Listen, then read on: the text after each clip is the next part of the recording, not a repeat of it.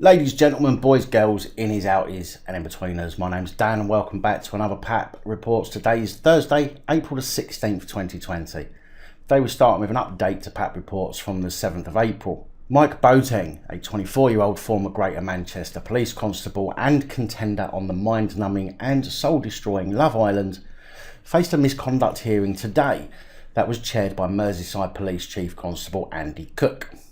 Boateng was accused of breaching professional standards following allegations of improper conduct during his time on Manchester Police Force. The allegations, made in 2018 and 2019, are said to include driving without a licence and that of telling a 17-year-old girl that he could show her a good time while in his police uniform. Conduct which would amount to a breach of the standards of professional behaviour for honesty and integrity and discreditable conduct. The hearing, which was held over Skype, heard that Boateng admitted to lying to supervising officers about missing a flight home from New York in December 2018, and continued to lie the following day when he was at work when asked for proof. It was heard that Boateng was allegedly called a gorilla by a colleague, which led him to breaching professional standards. He was said to have felt victimised and more closely scrutinised by colleagues and required time off for depression as a result. Chief Constable Andy Cook ruled that the 24-year-old had breached police standards of professional behaviour for honesty and integrity and discreditable conduct.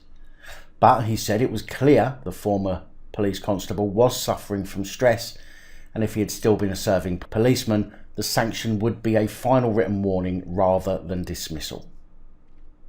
South London Police rolled out an initiative in 2019 to help support local vulnerable and isolated people across several of the boroughs, and since the coronavirus outbreak started, this initiative has been stepped up. The initiative, named Operation Noogie, is an initiative where the force sets up a welfare cart made up of 2 uniformed constables with the aim of providing reassurance visits to elderly and isolated vulnerable people in the Croydon area. In line with Public Health England guidelines, the visits have had to change, with police now conducting doorstep visits for a maximum of 15 minutes, keeping at least 2 metres away and wearing personal protective equipment, apparently. Whereas before the lockdown, they would last up to an hour, with police giving reassurance, helping to build support networks and crime prevention advice on issues such as banking protocols, rogue traders and cold callers. Now, I actually don't have anything negative to say about this story. In fact, I think it's quite nice that those in the force have gone back in some ways to some real community level policing, engaging with the community just like they used to. The force said to ensure that residents know the visits were legitimate, the appointments were always pre-arranged and the attending constables wear full uniform and have ID.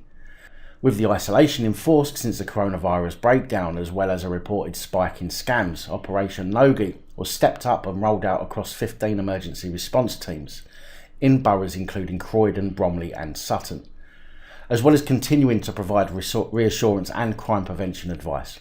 Emphasis is also placed on constables asking a resident about their level of isolation, including if they're able to get out and get food and supplies.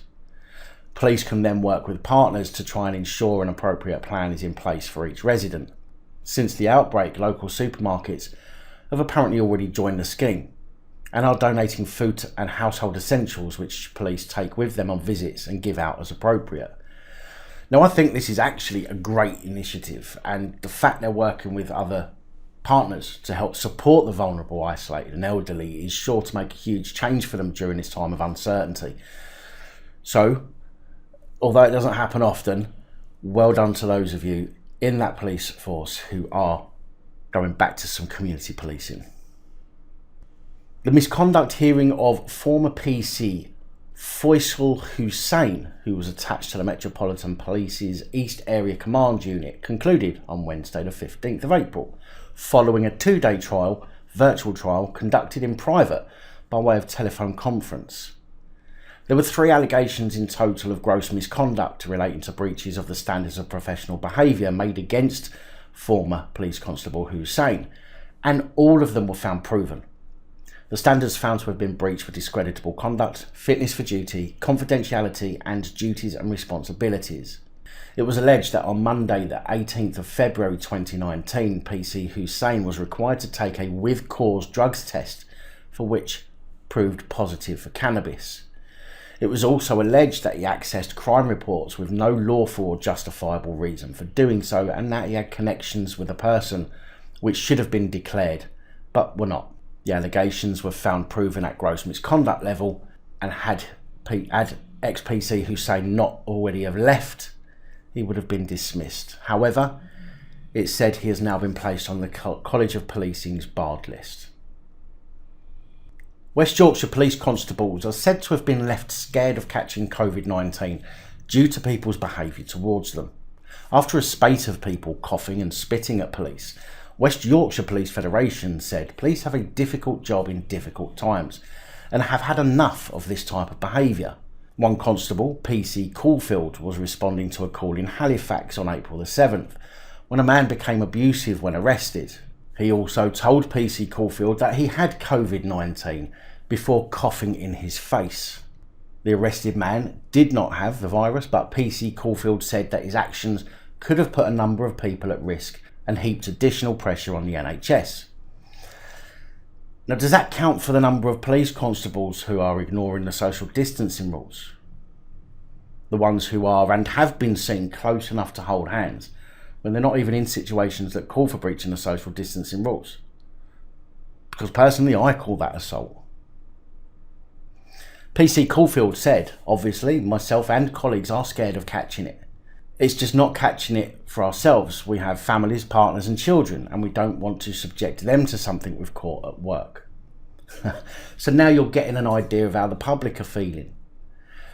Maybe you should take a moment just to think about that. Brian Booth from West Yorkshire Police Federation says the situation is leaving officers feeling vulnerable. He says, my colleagues are doing a difficult job in difficult times. There are a small minority of people who think it is appropriate to spit and cough in the face of officers. What is really clear is we've had enough. The courts have had enough, and if you carry on, you are highly likely to go to prison. I understand the fear officers have when people behave in that manner, he says. It's a really serious assault. Now, as I have said in a few of my latest videos, we have to protect ourselves too. The police are in many cases happy to ignore our wishes and our health, but the police have the courts on their side, whereas we only have common law. But I suggest you just make it very clear that if you're approached by the police and they start to breach your personal space, breaching the social distancing rules and put you at risk, you let them know in no uncertain terms that you will defend yourself under common law. However, make sure you film the entire interaction, as that will be your only protection from the courts. The Civil Aviation Authority has issued new guidelines which now allow the police to fly their drones higher and closer to members of the public than before. The new measures implemented on the 8th of April mean that police can fly their drones at an altitude of 500 metres rather than 400, and for drones weighing in at less than 2 kilograms can be flown within 10 metres of people and objects, or 20 metres for the heavier drones. They've also allowed the drones to be flown out of sight of the operator, whereas before they must have been in sight at all times, providing what's called a competent observer is deployed with it.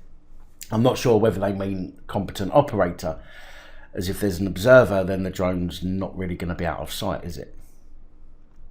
Civil Aviation Authority's document states, this exemption is only applicable for use in the support of the police response in enforcing the government restrictions placed on the public as a result of the COVID-19 pandemic. Surrey Police deployed a Skytalk drone on Friday in Walton-on-Thames to break up a group of 30 people not abiding to social distancing regulations. The force said this method of communicating without physically putting officers at additional risk by approaching them was effective, and the group left without officers having to take further action. So guys, keep your eyes open for spies in the skies. You could well be being watched. Police community support constables on patrol in Derbyshire were caught on a home CCTV camera having a quick game of hopscotch last week. Now this again is not me berating the police, as I've got no problem with the police showing their human side.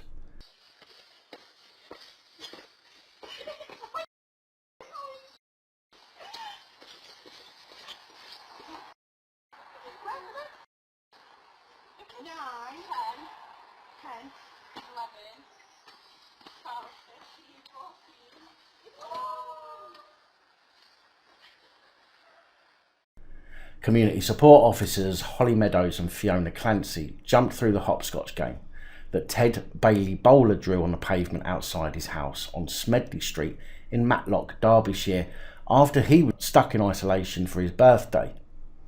Ted's mum, Liz Bailey Bowler, said lots of people have had a go on the hopscotch. Kids, old ladies, couples, even some serious looking runners have come past and paused to give it a go. Now, as I've said, I've got nothing against police showing their human side. In fact, I wish more would do it. If, however, they had stayed and carried on playing, then I'd have found that a waste of time and taxpayers' money. But the fact is, they had a go as they walked past, and that was nice for me. It was a nice change to seeing compared to what we have been seeing in the last few weeks. What do you think? Let me know in the comments. Shropshire Police made a cock-up this week after someone with access to their Twitter account posted what the force later referred to as an inappropriate and insensitive post. The post, which said, "Police equipment can often have quite boring names, so just for fun, we've come up with some alternative names for a few bits of kit. If you've got your own suggestions, then comment below." An attached image showed a picture of a taser with the name Shock and Flop gun, a baton with the words Rhythm Stick, and a battering ram with the words Wakey Wakey. It also referred to a police vest as a tactical tuxedo, a pair of handcuffs as crime bangles, and incapacitant spray as liquid wasps. As you can imagine, the comment section lit up with a barrage of criticism asking about the appropriateness of the post, with several people referring to the death of former footballer Dalian Atkinson, who died shortly after being tasered. The tweet has since been removed, and today the account apologised for the post.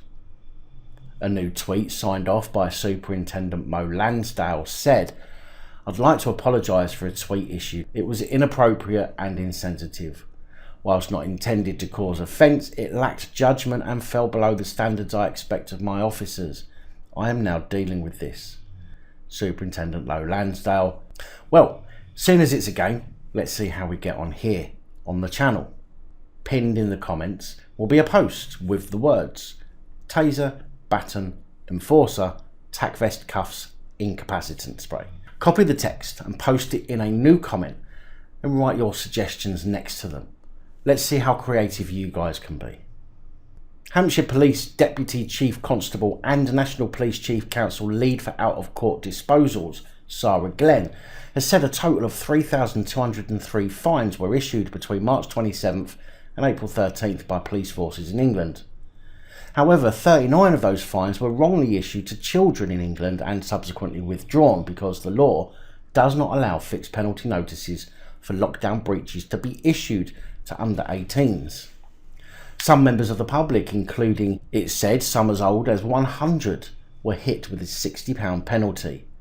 In fact, 26 people between the ages of 65 and 100 have received fines, with 83 people being taken straight to court for allegedly breaking the rules.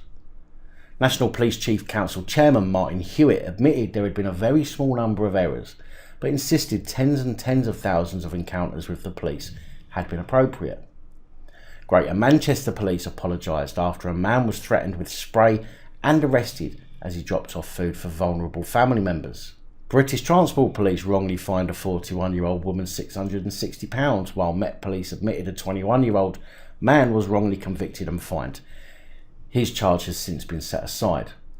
South Yorkshire Police apologised for a well-intentioned but ill-informed conversation in which a constable appeared to tell a family they were not allowed to play in their front garden. Cheshire Police previously said it in a tweet it had issued summonses for multiple people from the same household going to the shop for non-essential items, but later admitted this information was an error. Northamptonshire Police Chief Constable Nick Adderley said police would start checking supermarket trolleys if people did not adhere to lockdown rules, but later backtracked and the Home Secretary said the measure was not appropriate. Cambridge Police insisted it was not monitoring what people were buying from supermarkets following comments made by an over-exuberant officer on non-essential shopping aisles, and Warwickshire Police said 5 outstanding charges brought under the laws which are yet to go before the court, would be dropped. And these are just the ones that we currently know about that have been mentioned in mainstream media. Snowflakes and soy boys have been complaining to Ofcom about a storyline in Emmerdale, where D.I. Malone, played by Mark Womack, plays a corrupt police detective and uses criminal contacts and police colleagues to his advantage through blackmail, threats and violence. While there's a lot of people that are enjoying the storyline, there are others that are complaining that the story is putting the police in a bad light. Really?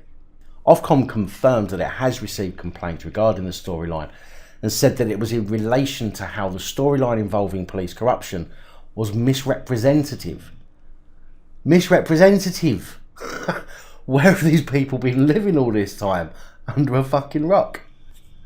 Ofcom, however, does not deal with storylines, but rather the guidelines that TV shows must adhere to. Rather than forming an opinion based on whether something has been found offensive by viewers. So long as a programme is seen to have acted appropriately within the guidelines set out, then they're unlikely to face any backlash. Wow, safe spaces must be popping up like police boners over the new legislation. A big thank you to Patreon supporters Adi, Audrey, Kyle, Copwatch UK, Danielle, Dave, Dean, Holly, Ian J, Marty Ladd, Mr. Mina, Peter, President Trump and Rich. Your support is essential in helping me continue putting out this content on a regular basis. Anyway, that's all I have for you today. Please like, share, comment and subscribe. Let me know your thoughts, as I know many of you will. Until next time, stay safe, look after each other, film the police and other officials. Good night, all. Thank you for taking the time to watch this video. If you like the content and you'd like to help support the channel, you can do so. In the description of every video there are some links to ways that you're able to help support the channel so I can continue putting out content. If you're unable to help us in that way, hit that subscribe button up the top there. If you haven't already, become a subscriber. That is support enough. Share the videos, comment, like, it all helps. If you're looking for something else to watch, up top there is my latest video. Down the bottom there is a video that YouTube recommends for you.